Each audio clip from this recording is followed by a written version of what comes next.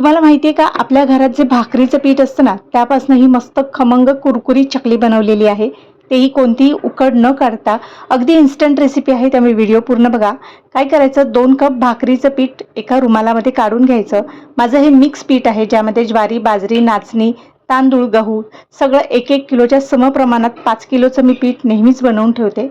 आता या कपड्याची चांगली मोटली बांधून घ्यायची आणि ही मोटली पाणी मी आधीच उकळत ठेवलेलं होतं बघा, त्यामध्ये चाळणी ठेवायची. सगळं चांगलं गरम झालं ना, चाळण पण गरम झाली पाहिजे, की मग त्यावरती पिठाची मोटली ठेवायची आणि 15 मिनिट वाफ काढायची आहे.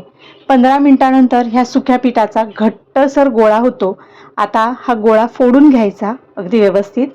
सगळा गोळा फोडून झाला की मग काय करायचं, हे सगळं जे फोडलेलं पीठ आहे ना, ते मिक्सरच्या भांड्यामध्ये काढून घ्यायचं आणि पाणी न घालता गरागरा मिक्सर फिरवून ह्याच्या गाठी आहेत ना, ज्या सगळ्या गुठळ्या झालेल्या आहेत ना पिठाच्या, ह्या सगळ्या मोडून घ्यायच्या आणि त्यानंतर काही चाळायचं नाही.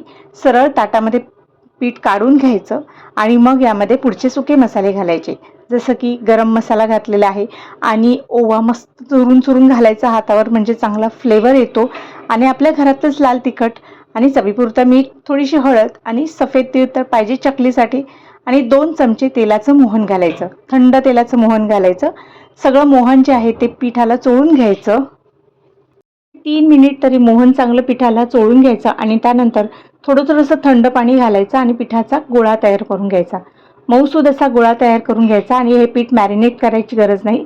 सरळ चकलीच्या साच्यामध्ये पीठ भरायचं आणि मस्त सरसर अशा या चकल्या गाळून घ्यायच्या आहेत. कितीही लांब ओढून घेतला तरी अजिबात तुटणार नाहीत आणि काय मस्त अशी चकली झालेली आहे बघा. छान काटेसुद्धा आलेले आहेत. अजून आपण एक करून घेऊया. अगदी सहज खाली पडतात, आपल्या हाताला अजिबात त्रास होत नाही आणि जरी उकड नाही काढली ना तरी पिठाला मस्त चिकटपणा येतो. तुम्ही अजिबात टेन्शन घेऊ नका. अशा प्रकारच्या चकल्या तुम्ही अगदी आरामात किलोने बनवू शकता. त्यामुळे ही रेसिपी नक्की ट्राय करा. आता चकली तळतेवेळी काय करायचं, खूप उलटापालट करायची नाही.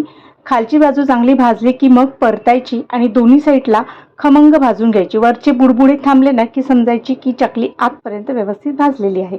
तर मस्त अशी खमंग चकली भाजून झालेली आहे आणि तुम्ही रंग बघा काय मस्त आलेला आहे आणि वरते तीळ किती छान दिसत आहेत आणि छान काटेसुद्धा आलेले आहेत. तर मस्त खमंग अशी चकली भाजून झालेली आहे. अगदी सोपी रेसिपी आहे, त्यामुळे तुम्ही सुद्धा करू शकता. आपल्या घरात भाकरीचं पीठ असतं, तुमच्याकडे एका पर्टिक्युलर धान्याचं पीठ असेल, जसं की फक्त ज्वारीचं पीठ असेल तर त्यामध्ये बाइंडिंगसाठी तांदळाचं पीठ घालून बघा आणि रेसिपी नक्की ट्राय करा. कशी झालेली आहे कमेंटमध्ये सांगायला विसरू नका आणि ह्या दिवाळीला ही सोपी रेसिपी नक्की ट्राय करा आणि दिवाळीच्या तुम्हाला खूप खूप शुभेच्छा.